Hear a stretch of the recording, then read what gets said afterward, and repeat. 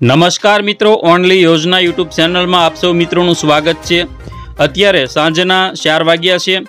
નવી વાવાઝોડા અંગેની ચોંકાવનારી અપડેટ સામે આવી છે। વાવાઝોડું અત્યારે ગુજરાતભરની અંદર અસર કરી રહ્યું છે। સમગ્ર ગુજરાતમાં પવનો ફૂંકાઈ રહ્યા છે। હજુ પણ કચ્છ ઉપરથી વાવાઝોડાનો ખતરો ટળ્યો નથી, ત્યાં ઉત્તર ગુજરાત ઉપર વાવાઝોડાનો ખતરો તોળાયો છે। સંપૂર્ણ અપડેટ મેળવીશું, ક્યારે વાવાઝોડાનો ખતરો દૂર થશે। ચેનલમાં નવા હોય તો સબસ્ક્રાઇબ કરી લેજો અને વિડીયો તમામ લોકોના ગ્રુપમાં શેર કરી દેજો। સૌથી પહેલા મિત્રો વાવાઝોડાની અપડેટ જોઈએ। વાવાઝોડું અહીં ટકરાયું રાત્રે, ખાસ કરીને નલિયા જખૌ બંદરે 8 વાગ્યાથી લઈને 11:30 સુધી ટકરાવવાની પ્રક્રિયા, લાંબી પ્રક્રિયા ચાલ્યા બાદ 11:30 વાગે વાવાઝોડાની જે આંખ છે તે અહીંથી પસાર થઈ અને અત્યારે કયા વિસ્તારમાં આગળ વધી તેની વાત કરીએ તો અત્યારે પાકિસ્તાન આજુબાજુ થઈ અને તે રાજસ્થાન તરફ અત્યારે ગતિ કરી રહ્યું છે। વાવાઝોડું ખાસ કરીને ઉત્તર પૂર્વ તરફ ગતિ કરી રહ્યું છે।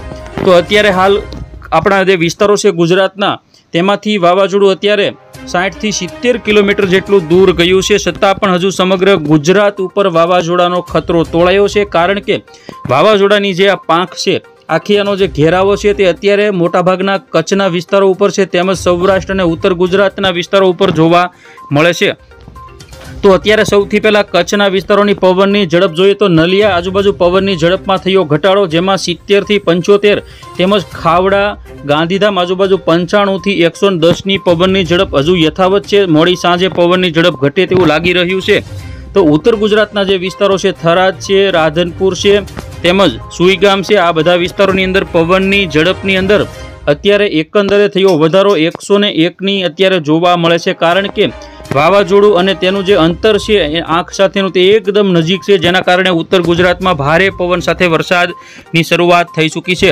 સૌરાષ્ટ્રના વિસ્તારોની વાત કરીએ તો ભાવનગરમાં 72 કિલોમીટર પ્રતિ કલાક, રાજકોટ 81, જામનગર 84, પોરબંદર 79, વડોદરા 77, અમદાવાદમાં 75ની પવનની ઝડપ અત્યારે જોવા મળે છે। કોઈ વિસ્તારમાં ભારે પવન ફૂંકાઈ રહ્યો છે, કારણ કે વાવાઝોડાની જે અસર છે જેના કારણે સમગ્ર ગુજરાત ઉપર તેની અસર થઈ।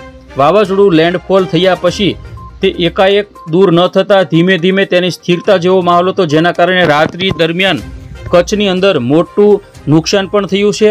અત્યારે હજુ પણ કચ્છ ઉપર તેનો જે ખતરો છે ટળ્યો નથી। ઘણા બધા વિસ્તારોમાં હજુ વાવાઝોડાની દહેશત યથાવત છે। ખાવડા આજુબાજુના જે વિસ્તારો છે, રાપર આજુબાજુના વિસ્તારો ખાસ કરીને, તેમાં અત્યારે વધારે પવન ખાવડા અને રાપર, ગાંધીધામ, ભુજ સુધી ફૂંકાઈ રહ્યો છે। ઉત્તર ગુજરાતના વિસ્તારો અને કચ્છના વિસ્તારો હજુ સાવધાન। રાત્રે પવનની ગતિમાં ઘટાડો થશે, પરંતુ 70 થી 85 કિલોમીટર પ્રતિ કલાકની પવનની ઝડપ હજુ એકાદ દિવસ રહેશે।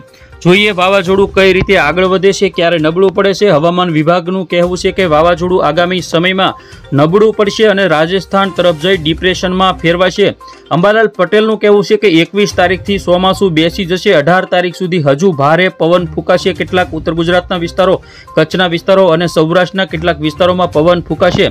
તો જોઈએ આગામી સમયમાં દિશા બદલતું વાવાઝોડું 12 થી વધુ વખત દિશા બદલી અને 6 જૂનથી 16 દિવસ અને 9 કલાકનું તેમણે ખાસ કરીને પ્રયાણ કરી લીધું છે। ત્યારે 17 તારીખે જોધપુર આજુબાજુ તે નબળું પડવાનું છે। ત્યારે પવનની ઝડપ જોઈએ, જોધપુર આજુબાજુના વિસ્તારોમાં પણ તે મોટું નુકસાન કરી શકે। 80 થી 90ની પવનની ઝડપ જોવા મળી શકે। ખાસ કરીને જોધપુર આજુબાજુ તેની આંખ આવતીકાલે 17 તારીખમાં 12 વાગ્યે બપોરના સમયે પહોંચી જશે।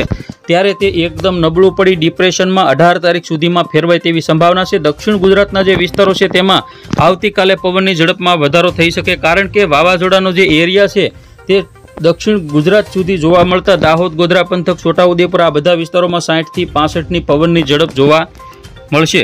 તેમજ ઉત્તર ગુજરાતમાં આવતીકાલે બપોર સુધી પવનની ઝડપ થોડી ઘણી વધારે રહી શકે। સૌરાષ્ટ્રના વિસ્તારોમાં નોર્મલ પવનની ઝડપ આવતીકાલે સાંજના સમયે 50 કિલોમીટર પ્રતિ કલાક સુધીની જોટાના પવનો ફૂંકાશે। કચ્છના વિસ્તારોની વાત કરીએ તો 52 થી 55ની જોટાના પવનો રહી શકે। સરફેસ ઉપરની પવનની ઝડપ તેના કરતાં પણ ઓછી હોઈ શકે। હવે જોઈએ વરસાદની અપડેટ। અત્યારે મિત્રો લાઈવ અપડેટ જોઈએ, તેમાં વરસાદ અત્યારે આ બધા વિસ્તારોની અંદર પડી રહ્યો છે। તેમાં ખાસ કરીને ગુજરાતના જે વિસ્તારો છે, જેમાં કચ્છ જિલ્લામાં અત્યારે વરસાદ ખાવડા, નલિયા, ગાંધીધામ આ બધા વિસ્તારોમાં છે, જેમાં ખાવડા અને રાપરમાં સૌથી વધારે અત્યારે વરસાદની સંભાવના છે। રાત્રે પણ ભારે વરસાદની આગાહી કરવામાં આવી છે।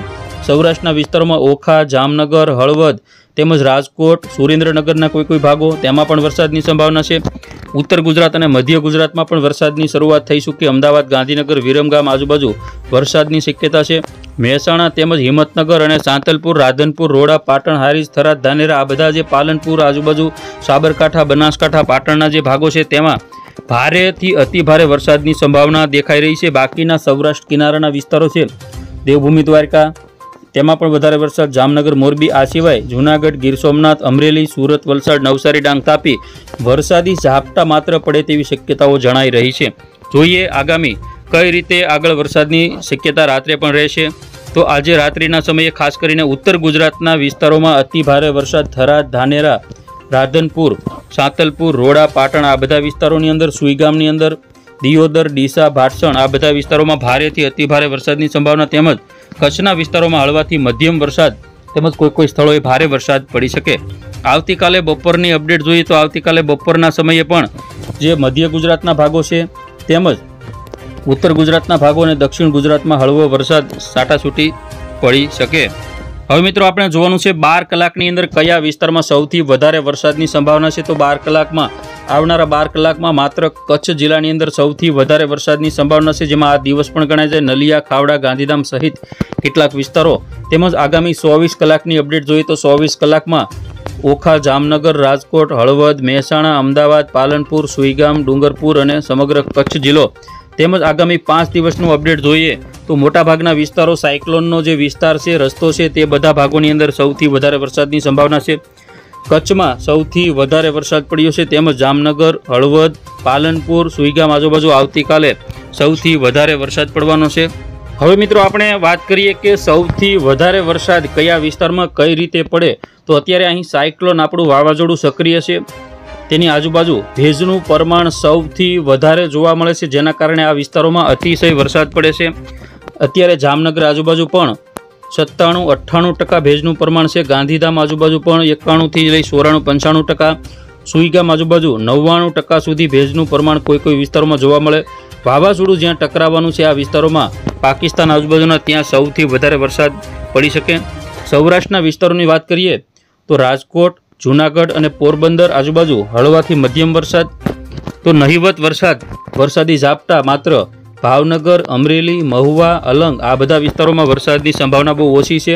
તેમજ દક્ષિણ ગુજરાતના જે ભાગો છે તેમાં પણ વરસાદની સંભાવના બહુ ઓછી છે। મધ્ય ગુજરાતના ભાગોમાં ખાસ કરીને અમદાવાદ, ગાંધીનગર આજુબાજુ આ જે એટલા ભાગો છે તેમાં વરસાદ પડવાની શક્યતા થોડી ઘણી ગણી શકાય। તેમજ ઉત્તર ગુજરાતના બધા ભાગોની અંદર 90% કરતાં વધારે ભેજનું પ્રમાણ હોવાથી સારા પ્રમાણમાં વરસાદની શક્યતા રહેશે।